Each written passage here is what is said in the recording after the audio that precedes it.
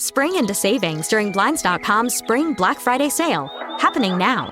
Freshen up your home with brand new custom window treatments for less. Blinds.com makes upgrading your window treatments easy with free virtual consultations, free samples sent to your door, and professional measure and installation services. Plus, you always get Blinds.com's 100% satisfaction guarantee. Shop Blinds.com's Spring Black Friday sale now. Save up to 50% site-wide, plus a free professional measure. Blinds.com. Rules and restrictions may apply. The winds were picking up this week, and so was the news. Today in CityCast Las Vegas, I'm here with Nevada Current editor April Corbin-Gurnis and my co-host David Figler, and we're talking about the discovery, maybe, of a new Tony Hsieh will, City Councilwoman Victoria Seaman's bid for a county commissioner seat, and why Vegas concert tickets are so dang expensive.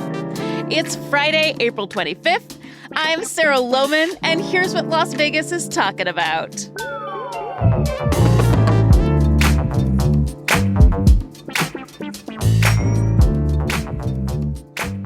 David, let's talk about our membership program, CityCast Las Vegas Neighbors. Why does our membership program matter to you? Well, as I think anyone who knows me even a little bit, I am a affirmation junkie. I love people saying what you're doing is good. And I think membership reflects that. They want to be in on the inner circle, and we're all too happy to have them here. We love sharing all the information. We love interviewing guests. We love basically talking about our neighborhoods in Las Vegas, and it's great to know who the neighbors are, who are interested, and, that's it. I mean, you're basically signing up for a David Figler fan club when you and a Sarah Lohman fan club and a good conversation about your city fan club. So I just want to shout out our newest members. Hello, Rachel D., Unjin G., Priscilla F., Danny C., and Paul H. Thank you for joining the party. And if you want to become a member and join the party and score a really cute coffee mug with the CityCast Las Vegas logo on it, you should sign up today. Become a neighbor at membership.citycast.fm. So we do have a hot headline this week. This is kind of a sad one. It is following up on a story that we covered 2 weeks ago. So I talked about the veterinarian Dr. Sean Frainer, and who is missing at Lake Mead. So authorities have discovered his body, unfortunately, on April 18th near the Boulder Islands at Lake Mead. Frainer was a veterinarian. He was recently charged with animal cruelty, which led to the Nye County Sheriff's Office to open a criminal investigation. I bring it up because this happened immediately before his disappearance. Authorities stated they were looking for Frainer because he left behind his wallet, keys, and a cell phone inside his unoccupied truck, which was found at Lake Mead. And the remains were identified by dental records. So that is all the information we have at this time, but it's a really strange story. And I don't know if there is going to be any more resolution there. So let's move on to some more intriguing news. Hello, April, by the way. Yeah, bummer ending to that story. Although I think when people saw a car abandoned at Lake Mead, there was a sort of sense of, well, this is probably going to wind up one way. Ominous. Yeah. I just want to say good morning, April. Good morning. Thanks for having me. Yeah. Oh, yeah. Happy to have you. And good morning to you too, Sarah. Good morning, David. So actually, David, we're going to come to you. There is some other intrigue in the city with Tony Hsieh, whose legacy still overshadows downtown. But there's been a twist in his story. What's going on, David? Do you like mysteries? Love them. Yeah. Absolutely. Well, this is a primo one so far. I'm going to leave you with more questions than answers in retelling the suddenly appearing will of Tony Hsieh, who was thought to have died with his sizable estate with no will at all, what we call intestate. And that's how they've been proceeding in the more than 4 years after his death under, not the greatest of circumstances. It was basically ruled a death by accident in a house fire, but people have been certainly aware of the fact that he was in declining health. Mental health was at issue, and that there was lots of reports of drug use around that same time. I only mention all that because everyone thought it was quite odd that a man of such substantial means would die without a trust or a will to sort of direct where the money goes. So he was a young guy. He wasn't old. Yeah. Yeah. No. And he was in his 40s. Yeah. And so a young guy, David. I'm Yes, kidding. that is a young guy from where I'm sitting right now. Yeah. And I knew Tony. We have had many private conversations. He was an interesting guy. Not near the end, but in 2015, when this will was purportedly created, I was probably interacting with him on a fairly regular basis. He never asked me for legal advice, I will tell you that, about a will. And nor did he reveal it to anyone, apparently, that he had a will. So his father, his family had stepped in. They hired an attorney named Dara Goldsmith. Remember that name because it becomes important in a second. And they have been litigating through probate, all the massive holdings. It's been messy. A lot of property downtown. Yeah. And then all of a sudden, and here comes the mystery, a will emerges. Now, how this will emerge is just shrouded in uncertainty. So very recently, a will was discovered. This is breaking news, essentially. A will that previously was not known to exist. No one was even looking for it, right? Correct. They were operating as though there was not a will. But Right. the will, a will purporting to be Tony Hsieh's last will and testament, signed by him, witnessed by people, was found in late February in the personal belongings of a fellow named Pir Muhammad, who apparently has been suffering from Alzheimer's disease for a very long time. And when he died, somebody was going through his materials, purportedly found the will. The guy who purportedly found the will, his last name is Hsieh, and he noted on there that a couple of attorneys from a very reputable national law firm with a very big presence here in Las Vegas, Greenberg Traurig, were the subsequent executors, meaning that these new attorneys would be the people who are basically directing the disposal of all these various assets. But maybe Muhammad in himself was not a lawyer, correct? Nobody knows who Muhammad was. Now, the Review Wild. Journal has started, like, all of Tony Hsieh's inner circle, especially people who were around him in 2015, had never heard of Pir Muhammad.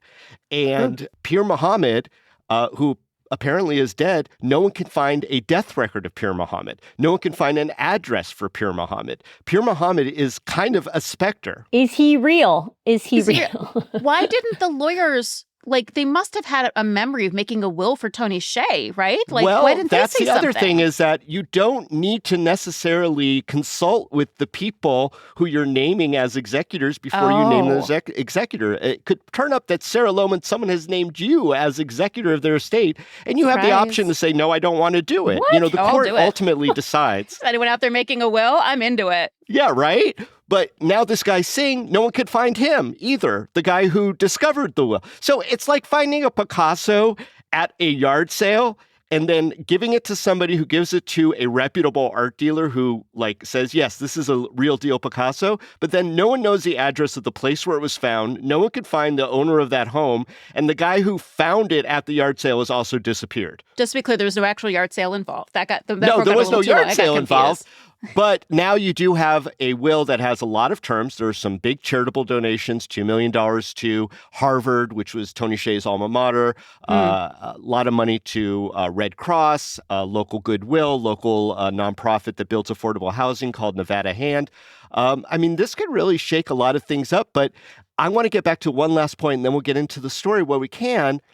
The only thing the RJ has been able to find out about this Pir Muhammad is they found an email address associated with him. It was for something called pmwealthconsultants.com, which is already like a totally shady sounding website, wealthconsultants.com, and PM, presumably Pim Muhammad. Now, when the RJ, and God bless Eli Siegel, who's doing all this research, when the RJ found the registered owner or the name associated with registering the domain pmwealthconsultants.com, it was attorney Derek Goldsmith, who represents the Hsieh family, his father and the rest in the estate. This new group are completely independent. They have nothing to do with anything. This new group, which is basically attorney Mark Ferrario and others from Greenberg Traurig, are just kind of coming in now saying, hey, judge, we actually have the will, and maybe we should start over again. Anyway, the judge is going to hear all this on May 22nd, so the intrigue will continue. Woof. Okay, April. Woof, indeed. That was a lot. All the answers here. So great, we've discovered. I gotta go, guys. No. This guy, like Tony Hsieh, a lot of money, a lot of land holdings, a lot of things stuck in limbo since his death. So do you think that discovery will sort of undo or maybe refocus with what's happening? Like, let's talk particular about his significant real estate holdings in the downtown area, which is really, I feel like you guys will agree, has like put Fremont Street on hold. You know what I mean? Like, so like, what do you think is going to happen, April? I mean, David might know better than me in terms of legal stuff, but it seems like it's just going to complicate it and stretch it even further out. Like, if bing. Yeah, that you could have been a lawyer, April. Yeah, there you go. I should change careers. No, I mean, it's clearly just adding more wood to this crazy fire, and that's not good for the resolution. I mean, David, is there anything in the will specific about these real estate holdings, or just has to do with money, cash money? I mean, it has a lot to do with a lot of things, and really who the people involved in selling and how they're being sold, because, the family is insisting on a lot of conditions that maybe Tony didn't really care about in that will. I mean, Tony basically, apparently there's also a video out there where he backs it up, and I have not seen that emerge yet. But there is also some reporting that he didn't want to tell anyone because he wanted it to be a big old surprise. I don't even know, man. This is like so kooky. And with these sort of independent executors, if they do wind up being appointed and they do wind up being legitimized through these court proceedings, that it's a real will, it could sort of attack the transactions that have already happened if the new executor feels that they weren't in the best interest of the estate. Yeah. Reset button. And that's very different than what we understand right now, which is what's in the best interest of Tony's legacy, which is what his family says they want to do. And also the family just kind of wants to get out of it all, I think, because, they didn't really have ties to our community. And they're just sort of saddled with all this litigation and property, et cetera. So this definitely is a crazy, crazy new twist in an already very, very strange story that goes back basically 15 years now of Vegas history.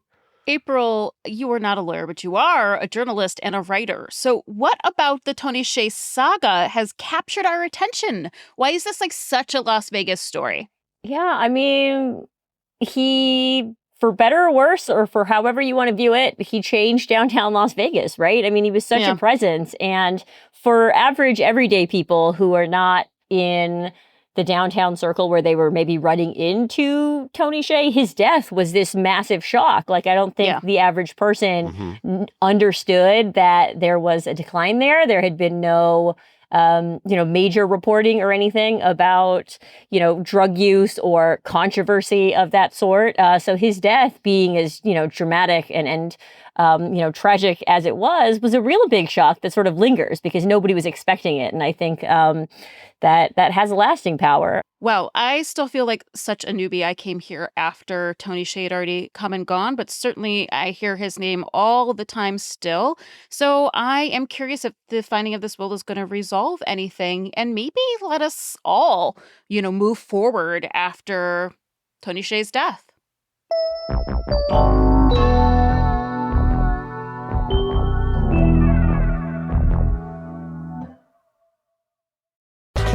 Hey y'all, it's executive producer Sonia Cho Swanson. And before I went on mat leave last fall, I sent my parents and my in-laws each an Aura digital picture frame. And let me tell you, they are obsessed. I don't put my baby on social media, but I do upload her pics to her grandparents' frames in the Aura app. It's pretty easy. Like the other day, I uploaded a video of my daughter seeing butterflies for the first time at the Springs Preserve. So cute. And the whole family gets to share that memory forever. Sometimes my father-in-law will actually take a picture of his Aura frame and then text it to me when he sees a photo that he really loves. Aura has a great deal for Mother's Day. For a limited time, listeners can save on the perfect gift by visiting auraframes.com to get $35 off plus free shipping on their best-selling Carver mat frame. That's auraframes.com, promo code CityCast. Support the show by mentioning us at checkout. Terms and conditions apply. What sort of promises have you made to yourself this year? Getting in better shape, eating healthier, saving more money, traveling somewhere new? What about discovering a new culture by learning a new language? With Babbel, you can do that in just a few weeks. I'm David Plotz, the CEO of CityCast, and I've been learning Spanish with Babbel. Babbel's quick 10-minute lessons, handcrafted by over 200 language experts, get you to begin speaking your new language in 3 weeks or whatever pace you choose. And because conversing is the key to really understanding each other in new languages, Babbel is designed using practical, real-world conversations. The Spanish I learned on Babbel really helped me on a recent trip to Mexico City. Ordering in restaurants, shopping at the textile market, cheering on at the Lucha Libre. And I've been keeping it up since I got home. You're a podcast listener. I know that because you're listening here. I bet you'll love Babbel's new podcasts. On Eavesdrop in Espanol, which I listen to, you get to listen to a real conversation, then have the teacher host explain back to you. Then you listen again and catch everything. And you can even read along in the transcript. It's a really fun and effective way to learn. Let's get more of you talking in a new language. Babbel is gifting CityCast listeners 60% off subscriptions at babbel.com/CityCast.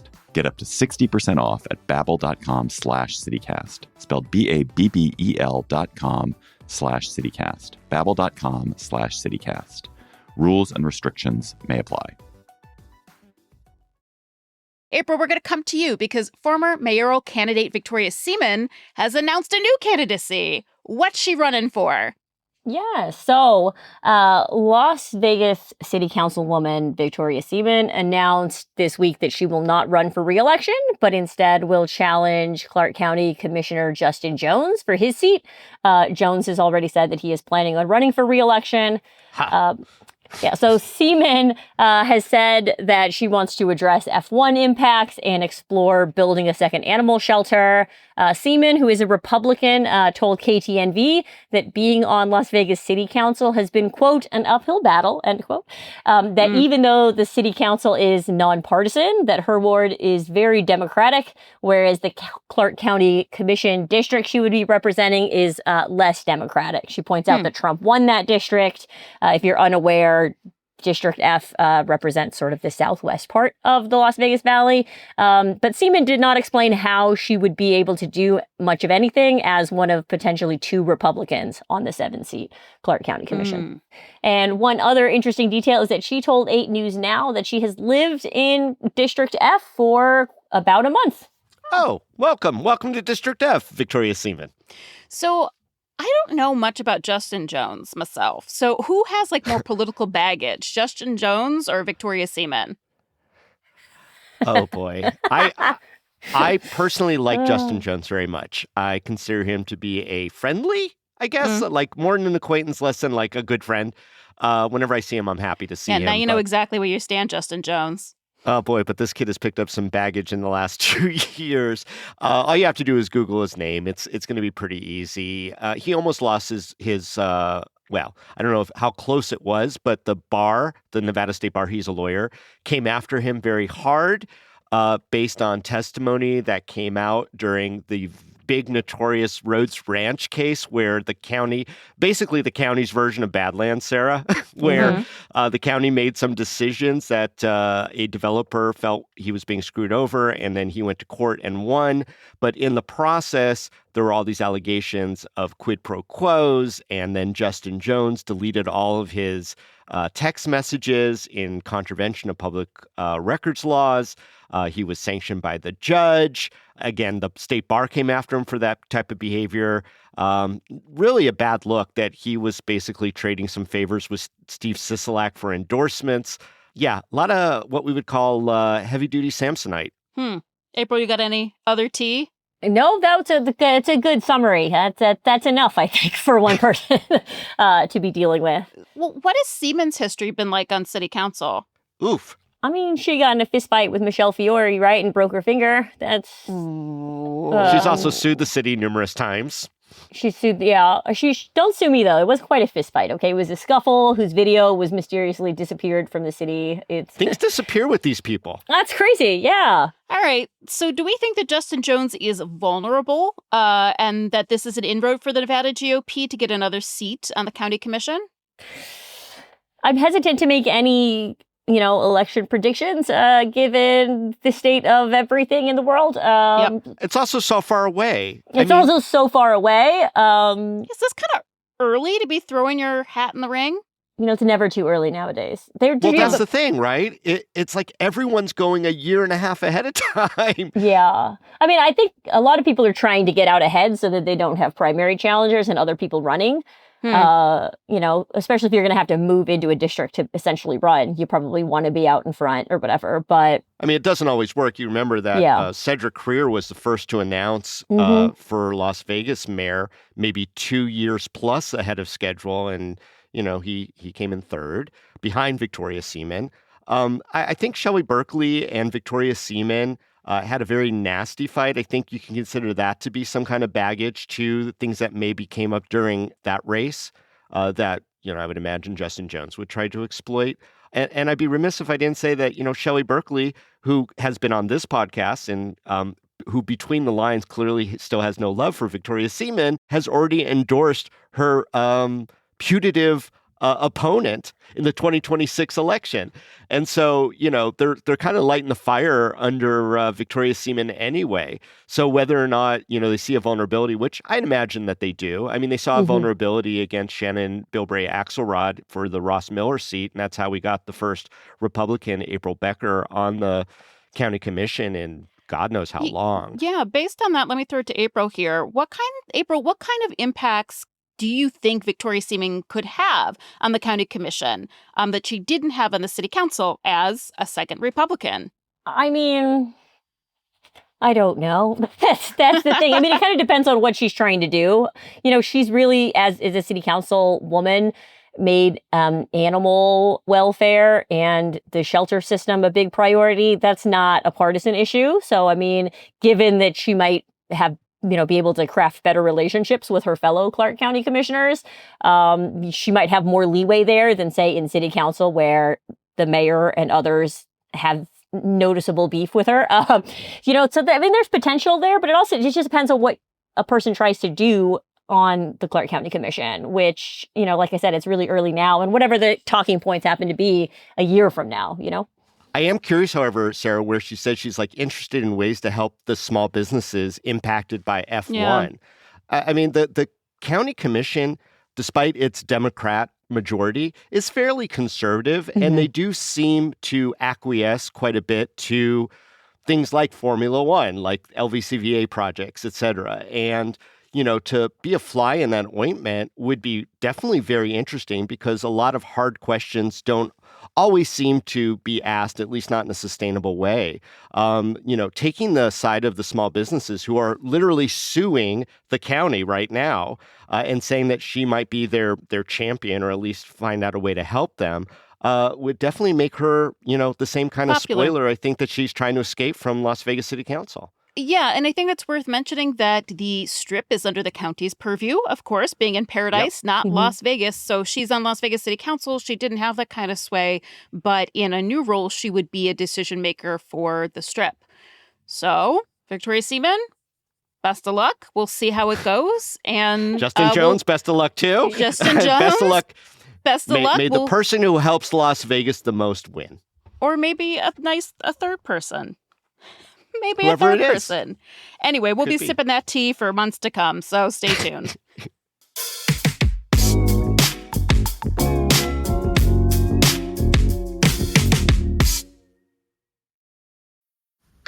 Your snacking routine can get a little dull. Time for a Light and Fit remix. Like a crunchy storm of graham cookies, caramel pearls, and dark chocolate, showering down into a smooth, creamy yogurt. Enjoy 3 Light and Fit remix varieties with craveable flavors and up to 120 calories and 10 grams of protein per 4.5-ounce serving. See remixyogurt.com. Hey, CityCast. According to me and my calculator, you will spend more time this week between the sheets than you will at work. So upgrade your sheets to Cozy Earth. Luxury starts where you rest. I start my evening in buttery soft Cozy Earth bamboo pajamas.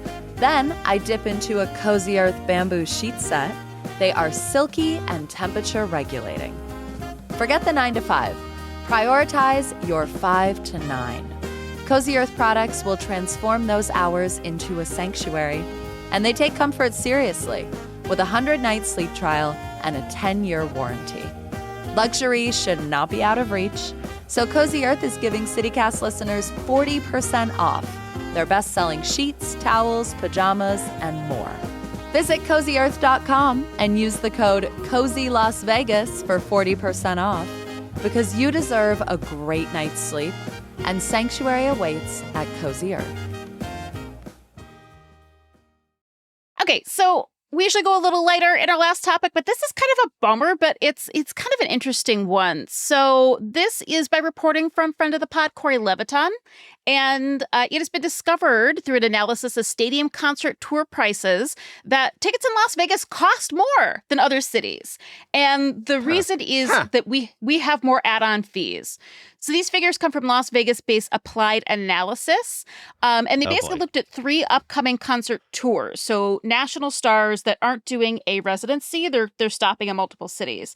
And to give one example, they found that the $298 average ticket price to see Beyonce here in Vegas at Allegiant Stadium is 23% more than the average cost of a ticket elsewhere on her national tour. So that includes a service fee, a facility charge, an order processing fee, and a live entertainment tax. Now, what is kind of the mystery about this is that these are fees that exist in other cities. And so what I'm not clear on is if it's we have them all, there are more, for example, the live entertainment tax, not every city has it, but many cities do. It's a tax that goes into funding things like schools in our city. So are all of these fees more expensive here, or do we just sort of pile them all on? I'm not sure. But I think the bigger question is, April, can locals ever catch a break? Is there a good reason for us to just suck it up and accept the inflated prices here? Or should these ticket prices be coming down? I mean, the silver lining is that we live in a city cool enough that Beyonce wants to come here. Finally. Mm-hmm. There was a time when these megastars never came because we didn't have something. So I guess shout out to Allegiant for existing. Well, and as we bask in the fact that we don't pay state taxes, we always just ignore that we pay all the other regressive taxes for things that we want and like and need. I do suspect that these fees are honestly aimed at tourists because, the locals are here. There's 2.3 million of us. However, when we have something like a Beyonce and growing rapidly, the Beyonce concert, the idea of bringing these big shows here is you're going to make a weekend out of it, right? You're going to come and spend your money in other places. So in some ways, these fees are aimed at visitors.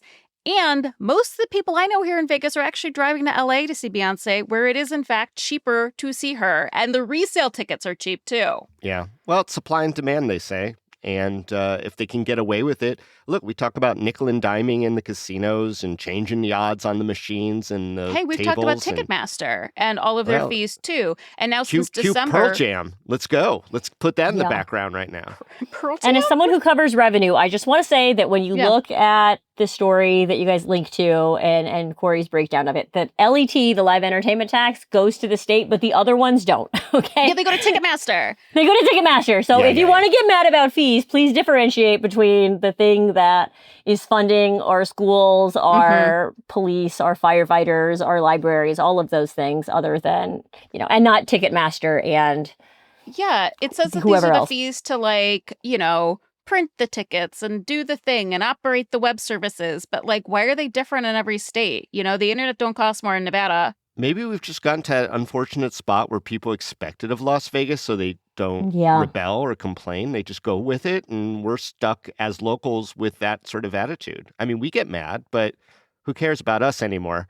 We're the least important cogs in this giant Las Vegas Strip machine, my friends. It's true. 2.3 million. So if I'm a local and if I'm going to pay these ridiculous extra fees that are intended for tourists, what special perks should I get? I think they should be a locals only section of the concert. Now we're talking. Okay, so also primo seating, but also it would just be cool to go there and know that, if you were looking at some hot guy or whatever, that you were he's a local. I could find the love of my life at this. You know what I mean? I wouldn't do that because I'm happily married. I'm just saying, for all you single people out there. Are you, though? Because now I'm wondering, I met your husband. He seems amazing, but are you? David's looking for another husband, so that's why he's asking about it. Oh, my God, always. I'll introduce There's only you. so much work that one person can do. Local section. There's a lot of chores in the Figler household. as opposed to just like a $5 off for being a local. I do want my own section. I want my own section jersey. I want to find the love of my life. I want special snacks, and I want a resident DJ. I want freebies. I want comps. You know me and my comps. I know you were born into comps. So if it's at like MGM Garden, I want a comp at the coffee shop. I don't know if they have a coffee shop, but I want a comp at the coffee shop. That's an old school Vegas thing. This is the lowest bar. I want a comp at the coffee shop, and I want some free play. I want some free play on the Ultimate X poker machine. And free parking. I want 3 free pulls on Megabucks. And free parking. Well, free parking should go, if you're local and you're paying all these extra fees, absolutely, because they do jack up event pricing for a lot of these different shows. And so that's another cost that's not even included, which is probably more than other places as well. I've seen $50 to go park in one of the parking garages at a casino where there's a concert. You know, I have a ban about talking about parking on this podcast. I know, we have but a it's whole part episode of it, devoted Sarah. to it now. It's all part of it. Listen, if these artists are going to come through and charge extra fees, or if Ticketmaster is going to do this, then like they also need to do a private concert for locals at like the Charleston Heights Arts Center. I think that's fair. Oh my God, it's such a beautiful space. Yeah. Let's just get Pearl Jam there. I mean, seriously, they're the ones that have been fighting Ticketmaster Jam? for 800 years. Okay, well, that and is Metallica. good for them. Yeah, let's get them That's all. really nice. Metallica featuring Pearl Jam at the Charleston Heights Arts Center. Check it out. Locals only. I would be there. I would be there in a flash. Well, David, April, thank you so much. A lovely conversation as always. And I always appreciate your perspectives. Yeah, thanks for having me. And last thing before we wrap up, y'all, we are just so grateful to our new members. We're really glad to have you, and we hope to see you in person soon. And don't forget, if you sign up now, you'll get access to ad-free listening, special members-only events roundup on Mondays, exclusive events, and that sweet, sweet diner coffee mug. It's real cute. Go to membership.citycast.fm. See you there.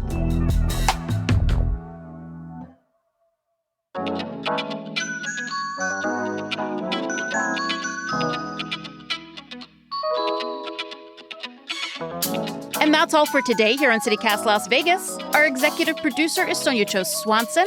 Our producer is Leila Mohammed. And our roving producer this week was Francisco Kilgore. Our newsletter editor is Rob Katchel-Reese. And our hosts are David Figler and me, Sarah Lohman. Music is by OG Moose, All the Kimonos, Sven Lidval, Spring Gang, Suncatcher, and Gregory David, courtesy of Epidemic Sound. We record this show on the traditional homelands of the Nawuvi, the Southern Paiute people. If you enjoyed this show, why not tell a friend, rate our show, leave us a review, and subscribe to our morning newsletter, Hey Las Vegas. We'll be back Monday morning with more news from around the city. Take care.